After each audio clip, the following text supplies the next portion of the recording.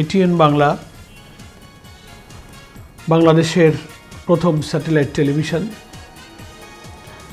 28 পেরিয়ে তার 29-এ পদার্পণের এই শুভ মুহূর্তে আমি বাংলাদেশ জামাত ইসলামীর পক্ষ থেকে এটিএন বাংলার দর্শক শ্রোতা সুধী শুভাকাঙ্ক্ষী এবং প্রিয় দেশবাসী দেশে এবং প্রবাসে যারা আছেন তাদের সকলকে আন্তরিক শুভেচ্ছা এবং মোবারকবাদ জানাচ্ছি।